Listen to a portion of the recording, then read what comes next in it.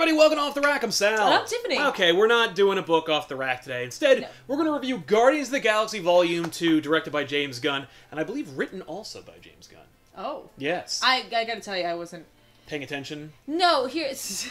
Because when they did the first credits, there was a lot going on, and then when they did the credits later on, there was a lot going on. Yeah. So reading went right out the window. No, it's true. The Marvel movies have done everything they can to just eliminate credits altogether, so that you're just anticipating the next scene they're going to draw. Even in the credits themselves, like with like all the stuff happening on the sides and the looking at everything but the words on the screen. But afterwards, I looked it up, and apparently James Gunn wrote it. Oh, well, there you go. And I'm sure there's a lot of people also worked on it, set designers and producers and whatnot. But let's get into what we thought about Guardians of the Galaxy Volume 2, which came out in America at least last week. We had a chance to see it on Thursday, and so initial thoughts on Guardians? It was surprisingly good. I was not surprised. I say surprisingly because not all the Marvel sequels have been great. That's true. Yeah, you know, I would argue that I have enjoyed every Marvel sequel. Even Thor: The Dark World? I enjoyed Thor: The Dark World. I wouldn't say it's up there in the top 10 best Marvel movies, but I would say I had fun watching it. It tends to go, it's just like, yeah! Okay. Oh! I also really liked Iron Man 2, though, so what can you say? Right, but like, were you more excited about Iron Man than Iron Man 2? No, yeah. No, Iron Man 1 is a just arguably better movie than Iron Man 2. I'm just saying, like, I was going into this really, like, hesitantly because of the fact that, like, with Guardians, like, much like Ant-Man, I had no expectations. Like, I knew about the Guardians, I had read some of the Guardians, but I was like, I have no idea what Marvel's gonna do with, like, spacefaring characters. Yeah. So, like, I was just like, who knows what's gonna happen? Like, they could try to do something that could flop. I don't know. It was very low expectations and was blown away by it. Knowing that they tripled the budget or whatever they did, I was like, you never know what happens. Yeah, like, it could have gotten too bloated, or it could have been... Exactly. So, like, I went in there really trying to keep things, like, not, like, super hyped and super amped. And I think because of that, I mean, not that it wasn't a great movie, I mean, like, I think I was not Having measured disappointed. expectations definitely allowed you to mitigate any kind of issues you might have. Exactly. We can talk about characters first. Sure. The characters have been given a chance to grow along with the budget and the scope of this movie. And I think the characters take center stage throughout everything in this movie. I agree. I think some of the characters in particular got a little bit more room to grow, and some of them, I think, stagnated a little bit. You think they stagnated? A little bit. Example. I feel like Drax. I like Drax in this. I think he's kind of become this interesting comic relief, which I wasn't expecting. But I feel like we hit that note and we plateaued on it throughout this movie. Like he didn't really get a chance to develop. Now I don't think that that's any fault of the movie. I think they're like, we're focusing on something else. Drax is here. Drax is going to be Drax, and maybe later on when we get into something like Infinity War, where Drax can be doing more Draxy warrior things, we'll see a little bit more growth, especially because that will certainly hit a chord with him. Yeah. I think that everybody in the Guardians, anybody who's related or tangentially related to the Guardians, gets an arc in some way. And I think even Drax has a little bit of growth, because while there's a lot of comedy between him and Mantis, I think that they are using Mantis, in the movie at least, to develop Drax a little bit. And while he is mostly just a joke in the movie, and I don't mean like to say that he was a waste, I mean that he is... You know, like Gimli in Two Towers, where he's basically relied upon to be funny in moments of heft. Yes.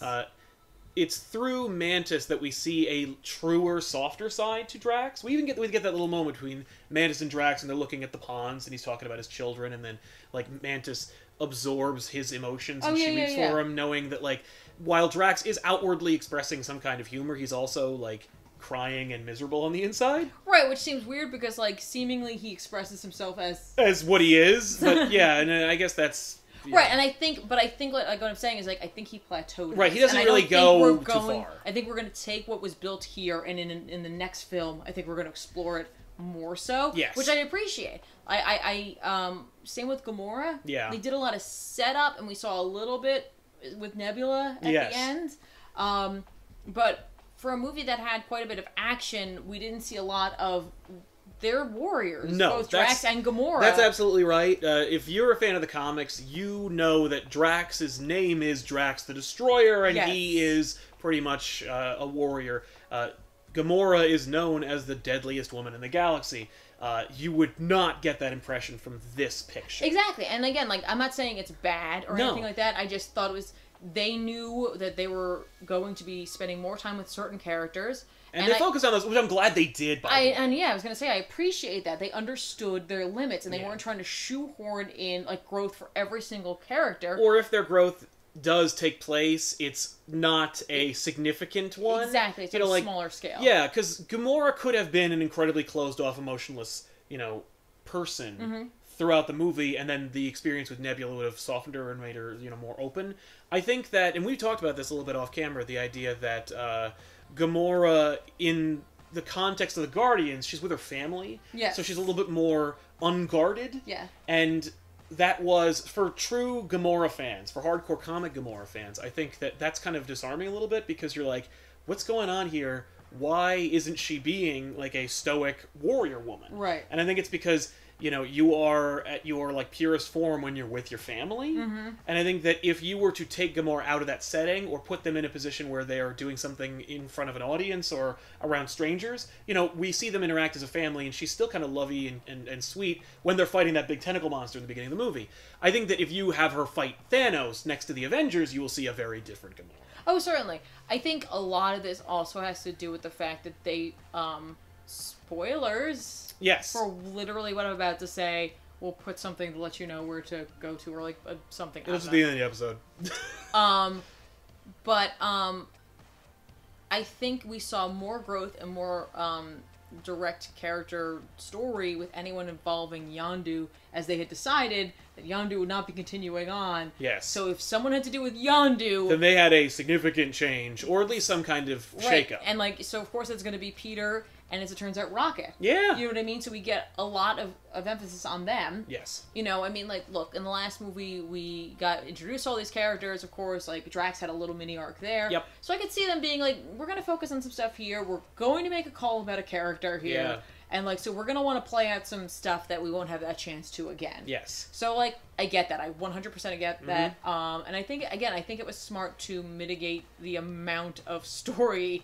Instead of having, you've seen movies like that where it's just there's so much story. So many threads going. Yes. You're like, what? No, it literally is a very linear story in as much as they deal with this problem, they screw up, and that problem follows them throughout the rest of the movie. Exactly. And anything else is kind of similarly connected to Exactly. But that one, the problem with Star-Lord, essentially, his arc, it's amazing. I think they did a really good job of folding everything in. Whether or not you saw what happened with Yondu coming or not. Right. And I don't even mean, the end result of that, but just his connection with Peter. Yes. That I thought was really well done, where it's just no, see, this all folds into the main story. Yes, and it also is not cheap, I think. Yeah. In the first movie, we don't get a really, really strong emphasis on the Star-Lord Yondu relationship, but it's there enough for us to draw those conclusions so that when we get to the big emotional payoff at the end of this movie, it feels earned. So I think that works out. Absolutely. And we didn't even get a chance to even talk about the main story arc about Star-Lord's development and his interaction with his father and how that relates to his family, his adopted family, being the Guardians. And I think that was all very well handled as well. I really liked I liked Kurt Russell's version of Ego, the Living Planet, and all of that. I was surprised, I think, by how well handled Ego was. Right? Because Marvel has an issue with villains, and Marvel has an issue with making these villains kind of one-dimensional. And I was like, okay, you're making Ego the Living Planet. I was really kind of expecting it to be fun and cool, but also not very emotionally resonant. Right. But it still worked, and it did. And I liked it. I really appreciated too that Star-Lord's, for me, the emotional turn for him happens way late. Yes, which is great. I love that. I love that entire moment, not only because it's so well handled. I think a lot of people can relate to it too. It's one of those weird things where you're in the middle of a superhero movie and there's this super human element happening that immediately connects you to the character, and you're like, I've experienced that. I know exactly what that is, and it's kind of a learning lesson for all of us. But then it also makes you want to go back and watch the rest of the movie because there are hints and little moments in there that are going to lead to that directly. Yes, exactly. It's so smart. In regard to Ego, and I know we were talking a little bit off camera. There was later on in the film, I was like, maybe this is the point where, even though it doesn't make any sense, Jason from Spartax, or Jason from Spartax shows up, and he's just like, Ego, why are you impersonating me? And it's Kurt Russell, and we just try to fold it all in, and like, he's like, no, I paid Yondu to keep you away, and I was like, that doesn't work, but maybe... But maybe that'll happen? No. You know, there were a lot of, as fanboy moments for me, where I'm like, maybe this will happen, do that! And then, of course, having seen it twice, by the way, I really am glad that they didn't indulge me. Okay. And my fanboy, like, at one point, because we didn't know, at least, what was obtained besides Ego from the Fox Marvel crossover stuff. Exactly. And so I was like, oh my god, when he starts talking about absorbing life and all that, I was like, oh my god, are they going to turn, are they going to do a heel turn and make Ego into Galactus? No. But, by the way, I'm glad they didn't do that, because number one, it saves Galactus, number two, it would have been weird. And it would have been really out of left field. weird. For the audience who isn't huge into comics, and even for the audience that is into comics, they were like, no, that's not Galactus. That's not where he comes from. That doesn't make any sense. And for the people who don't read comics, it's like, what is happening anymore? See, I think that at this point, any fans of Guardians who are not fans of comics, they don't care. Oh, no. Literally, they saw a living planet. Yep. A literal planet with a face in it. And they just, fine. Yeah, and they're in. They're just in. Nobody batted an eye when you saw a gaggle of watchers getting their info from Stan Lee in a cosmonaut suit. For me, that was a yell out at the theater moment. Yeah. And not because, like, I like to yell at the screen, but because I didn't know who owned the Watchers, and I have a feeling that Fox has Uatu, right? Whereas ours, Marvel has the Watchers. Here's the thing: Uatu looks just like all the other Watchers, so doesn't matter to me. The fact is, we got to see them, and they look pretty much exactly like I want the Watchers to look like, and I was like, oh, I'm in. So great. But it has legs, I think. Not the Watchers and what we're going to see about them and their rich history. I just mean the idea that, like, you never know what you're going to see. No, it's in true. a Marvel movie moving forward. It's very true. You have no idea. I guess we could talk about the story. It was just a really, really strong, simple story. Yeah, very simple story. It was universally spanning and had of spaceships course, and explosions. But like at its heart, it's a simple story. It's a story that, again, thankfully, because we have, and I don't even know why I said thankfully, but like because we have Star-Lord on the team, like it makes it easy to create these stories that we as people and as humans can relate to. You know what I mean? Yeah. Like, sometimes it can be difficult when they're introducing all these like interesting cultures, like for example the Sovereign and all that stuff. Like we have an idea and we can understand and like who they are and what makes them tick. Right. And but like, it's also weird if we follow the Sovereign characters around and try to like get into their heads. Like even with Gamora's story, like they're like in the first movie, there is an element to it that we can understand, like the idea of like an abusive father, that kind of thing, a father figure, so to speak. But this is literally a story of a boy from Earth. Yes, you know, a regular guy who loses his parents, and now he's like he has the opportunity to get one back. Right. To get a little bit of connection to like where he came from. Right. Exactly. That's something that everybody can connect with in some way. Yes. So in that regard, and in the all these different plot threads that you do have in the story all kind of relate to the one singular theme of family and like and choices. And I really resonated with me, and I didn't really feel like there was anything that was like kind of out of place or didn't work. No, I agree. It's funny, like when we were going into the movies, I realized like as the lights were going down and like the final trailer had played, and the movie was about to start, I was like, I have only seen like 2 trailers for this movie. Right, you have no idea what's happening. And I kept myself completely away from everything. And like I got really excited and really giddy. And then when we see Kurt Russell, I was like, oh yeah. Right. I didn't remember who he was playing for a second. That's funny. So I got that chance to have that. Yeah, to be like, who is this guy? Where's he going? And I was like, right, that's his dad, but it's not his dad. Right. Who is he? I can't remember. I'll just watch the movie and enjoy it. Yeah. What I liked about just the story overall is that there's a lot that could be taken from it, and initially, like, I was just having fun, and I was having a good time, and, like, you know, Star-Lord meets his dad, and all that stuff, and, like, it wasn't, like, hitting me emotionally at that point. I was like, this is a cool story, and I'm enjoying this, and whatever, and then there's, like, the moments later on, and it's that moment of, like, recognizing what it is that was in front of you, like, it's knowing that only something that you had when it's lost, or, like, just regret overall, that, like, it punched me right in the face, and I was like, this is such an interesting film, because for lots of people there's going to be all these different moments throughout the film that are going to really connect with them. Right, exactly. And they gave you like a dozen. Right, and but like I'm like, what? Like, an interesting phenomenon that this film that takes place in another galaxy. Right, with all these aliens. Right, is the movie that I think that people can really connect to on, like, this truly human level. And I was Yeah. like, that's really cool. Yeah, that's a testament to the filmmaker's ability. Yeah. There's only one moment for me that, in the beginning, in the first viewing, I was like, you didn't need to do that. But it also has one of my favorite moments in it. Okay. As far as, like, drama goes. Mm-hmm. And it was that making Ego responsible for the death of Star-Lord's mom. Because for me, just when I was watching, I'm like, we already have Star-Lord who is resentful of his father for abandoning her and letting her die, alone and leaving this child, like, by himself. And then, of course, being taken away into space by, like, cannibals. By a blue guy. Yeah, by a blue exile and his cannibal panels. But, like, the fact that we then... Like, I think that's enough. Especially in my first viewing, I was like, you really only need Ego to be, like, an egocentric douchebag who left his family to die. Right. Who's like, I made her pregnant, and that's all I needed. And I knew you were going to be around, long after the Earth was destroyed, so I'll just wait. Right. But to make him responsible for his mother's death, I think was... at first, I was like, that's kind of cheap. Right. And I was like, we didn't really need that. Like, we don't need him to come to that conclusion because of this shock. Right. It could just be a moment where he could show that he never really cared about her to begin with. Right, but I disagreed with that when you first said that. Well, but then on the second viewing, I kind of got the impression that he really did care about her. Oh, yeah. And that he loved her so much that he's like, I can't let you fuck up my future and plans. Right. And it's not, like, that's not really love, that's horrifying, but it's also, like, it's a misunderstanding of the feelings that, like, he can't possibly have because he's not human. Yeah.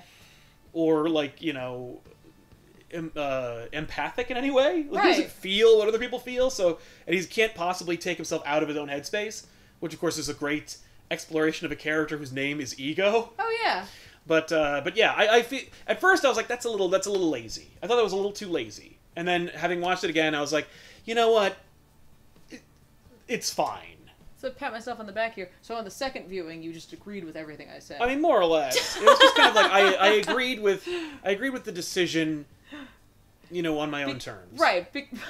It's not going to give it to me, are you? No. We were in the car and I said all of that. Sure. Oh my god, you don't remember that, do you? Yeah, I do. I just yeah. No, like when I saw the film, I thought he 100% loved her. Yeah. You know what I mean? Like, he was like, this one I really like, and it was just, I guess it was something about her, whether it be like her love of music, or like just whatever, like who she was. We didn't really get an insight into who she was besides the fact that she was a lover of music. Right. And she was kind of a flower child. Right, exactly. That's really all and you that need. could have been something. There's something to that, I think, for Ego. But I assumed that it was just that he was like, as a celestial. Yeah. Right, as a like godlike being who was immortal, the only solution he had. Yeah. Was to kill her. Right. Because he's just like, well, that's just it. Like, I have to make the problem go away. Yes. And while I could just wait it out, like, I don't think I can. Mm-hmm. And I think that that'll ruin everything I've worked for. So, like, this is the best option. Right, but that way, if she's gone, like, I can move on from that, and she no longer is a thing. Oh yeah, that's exactly it. Like because I only look at her through the lens of what she means to me. She doesn't have to be anything else. Yeah, exactly. It's really terrible. It is. It's like it's just really terrible. But it's also like kind of dark and cool and interesting and cool for the story. I don't think it's a cool thing to do. I think it's cool for the story. I think it gives Star-Lord a chance to have a really great moment. Yeah, he does. Because like we've seen stuff like that happen before. Someone gets the mic drop moment kind of thing, and like where they have like a slow build to a reaction. He has like a hit the brakes kind of reaction. Nope. Yeah. Like a totally human reaction. Yeah. And it informs his whole like aversion to going back to Earth. It's like I don't want to go there because that's where my mom died. Like I never want to visit that place. Yeah. It's always in the front of his mind. Yeah. So that when he drops that bomb of I'm the responsible for the death of your mom. Yeah. There's no question or hesitation. It's just I'm going to kill you. I love when the hero does that. By the way, when the hero is so clear in his mission. Yeah. And has no hesitation about their decision. Yes. That they just try their best to end the movie sooner than the movie plans on ending. Exactly. It was a Serenity Mal shot first moment. For right? me. And, like, it's so funny, too, because you could argue that Ego shouldn't have ever said that. It's like, why would he do that? I'm like, because his name's Ego. Right, because he doesn't think it's really a big deal. Yeah. You know, like, it feels like a silly, like, Bond monologue moment, but it's also like, guy's pretty much used to talking to himself anyway, and he's like, I've already convinced you of your, like, superiority and immortality, so, you know, like, and he even tries, like, that's the brilliance and beauty of Kurt Russell and his acting, where he's like, I get you probably think that sounds bad. That's, like, all he gets to say before he's shot to pieces. Exactly, but, like, for him, for Ego, like, I think that is a perfect, like, he's like, not only did I do it because I didn't really care, it's not like I did it to be evil or anything like that, I did it because it made sense. Right, it's part of my plan. Yeah, and then he's like, and I told you about it because, like, it didn't matter. Right. Like, I don't know if you know well, it's part of the story. But it's just not that he's like, I've been around for so long, this was a blip. Yes. Like, and I'm hoping you get that by now, because now you're like me. Because, like, because Star-Lord keeps asking about his mom, and you get the impression, especially when I saw it the second time, I was like, yeah, he's really, where he goes like, what? Yeah. Like, who cares? Yeah. Like, whatever, moving on. He doesn't say who cares, which I really appreciate, but that's just, like, that's Kurt Russell. Yeah. Kurt Russell's in the movie, and then he's not in it anymore, and we don't get him anymore. I know, which is why my you get Jason, and then you can have him keep going, but Jason's even more of a son of a bitch than Ego. So, I know, but still, we could then have him. Yes, but the story's solid. And finally, just wrapping up, like, what we thought about it overall, you know, it looks good, the music's fantastic, that theme of music kind of being a uniter, and how it's interpretable. You know, Ego has a very different interpretation of Brandy than Star-Lord, or probably his mom did. It's just and it's this undercurrent. For me, it's like music is infectious, and once it gets into your life, you can never extricate yourself from it. Mm-hmm. When Star-Lord brings music to the Guardians in the first movie, it's seen as kind of silly by everyone around him. He risks his life to get his music back in the beginning of the movie. And when he finally brings music, and when people finally recognize it, there's that undercurrent where no one says anything. He plays this song, and it plays in his ship, and everybody's just kind of sitting there listening to it. Mm-hmm. And you get the impression that it's finally taking hold to them. Yeah. And then in this movie, it's kind of expressed through Rocket and his love of music. Yeah. And just the fact that everybody kind of appreciates it in some regard. I really appreciated Rocket's enjoyment of it, but especially when no one was there. Yes, like he likes music, and he likes working to music. Like when he's like, "We're gonna beat this tentacle monster," listening to music. We're going to kill everyone in Yondu's ship to music. We didn't even get a chance to talk about that, but you know, this is trying to be like in some way brevity. Yes. So you know, overall, it was so expertly and maturely handled, despite the fact that there are poop jokes and dick jokes. And, like, there's a lot of juvenile, silly humor in this. There's a lot of... but it's addressed in a way that adults would address it. Like, when that happens and there are other adults in the room, they're like... Yeah, nobody is... Like, this is not a, like, stoner comedy. No. By any means. No. Even though it has the trappings of that kind of thing. Psychedelic music and imagery and, you know, silly, like, gross-out humor. I mean, it never goes far enough. No. To cross that line. It's true.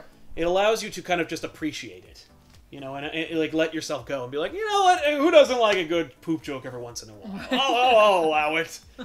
My icy heart will melt for just a moment, and I'll appreciate that. Exactly. I feel like this movie is a really fantastic balance of action and comedy. A movie that has like some heart and actually makes you like think about it. I think there's more depth to this if you want to explore it, and if you don't, you can just enjoy the film. Yeah. You can really appreciate this on a lot of levels. And I think that's just what we should come to expect from these types of films. I mean, like, I know there's no shortage of fans of comic book films, but there are plenty, and there are also those who don't like for them and don't care for them and don't enjoy them at all. And I think something like Guardians 2, with its poop jokes and its dick jokes, and also it's easy to try and isolate flaws. Exactly, but like at the heart of it, there's something much deeper there, and if you choose to explore it, I think you'll be well rewarded. I agree, and just a beautiful movie. It really is well made. Cinematography is fantastic. The sound is great. The visuals are stunning. I just loved it. So many Easter eggs. Yes, just so many things that you can go back and watch. It's one of those films that you will probably, upon upon purchasing it will end up hitting that pause button. Oh yeah, and looking through. And Yeah, just picking everything out. Yeah, this makes me excited for the future of Marvel, because as the Marvel Cinematic Universe and its cosmic universe expands, the more we get to see this universe. Yeah. But with different characters, like Thor Ragnarok. Yes. I'm excited because it's basically going to be like, at least from the trailers, Guardians 2.5. Right, exactly. Especially with that little Easter egg at the end with Yay. the credits, where there's just like one little boop there. Kind of cool. Yep. Kind of cool. I know we didn't really get a chance to mention it, but I just wanted to say really quickly, I think they did a really good job of introducing new characters who are going to be, like, long-staying mainstay characters. Yeah. I think they were folded in pretty well. Yeah, Mantis was a little superficial, unfortunately. Of course. But that's fine. Yeah, I think she will, I think her explanation as to her personality makes sense. Yes. And I think that it allows her to be able to grow as a character later on. And Yondu got a mohawk. Finally. Yeah, he got that mohawk. It's not the full body mohawk that you got in the comic, but look, but he got something. He got the big mohawk, and it was cool. Once Nebula shot the mohawk off, I'm like, oh, here comes the big one. That was cool. Oh, my favorite scene in the movie is Yondu and Rocket murdering everyone. That is a great one. I've never quite seen visuals like that Yeah. before, and like I was like, I've always wanted to see this. Apparently, yes, and I think that's I want to say that might be James Gunn's favorite too, because he indulges himself. He's like, okay, and then he takes out the lights, and we get to see that. Yeah. Like, oh no, raining bodies. Yes, I'm in. I love it. I got to say, overall, I think Yondu was one of my I can't believe he's one of my favorite characters. Oh yeah, just I can't. Awesome. He's so great. He is so great. I'm sad to see Michael Rooker leave the Marvel Universe. I'm sad to see that we will not be getting any more Yondu. Spoilers. They get it. It is a spoiler.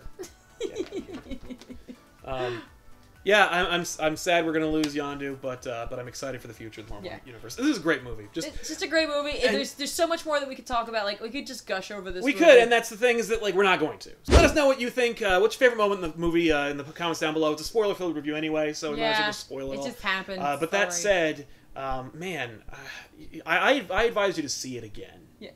Yeah. Because I didn't think I was going to care. I don't see a lot of movies for a second time anymore in the theaters. I see them at home a lot, but we all saw it as a group, and then Ben needed to see it the next morning, and he's like, do you want to see it with me in the morning? Right. And I was like, we'll see. And then after seeing it, I'm like, yes. And then I saw it, and it was like seeing it for the first time again. I'd like to see it again. Gotta. Right? So if you haven't already seen it, see it. If you've seen it already, see it again. You'll catch more things and just really appreciate a great, great movie. Yeah. And for those of you who gotta get your comic fix because Wednesday is New Comic Book Day, let's give you some recommendations for books that are coming out this week. I'm really excited for a new #1. I always get excited about number ones. I don't know if you noticed that. This is called Regression #1. It's written by Cullen Bunn with art by Danny Luckert. It's a supernatural horror story, so of course I'm super interested in that. I really liked Cullen Bunn's Harrow County, which is still ongoing.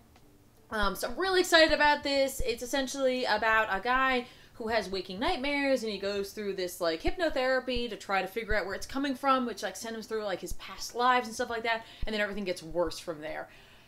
I don't know what that means by getting worse, essentially, or what waking nightmares are going to be depicted at in the comic images themselves.